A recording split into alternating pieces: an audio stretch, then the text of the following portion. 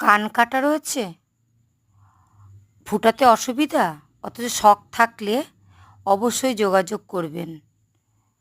খুব সুন্দরভাবে কান ফুটিয়ে দেব। এতটুকু ব্যথা বা যন্ত্রণা হবে না, কোনো রকম ইনফেকশনও হবে না।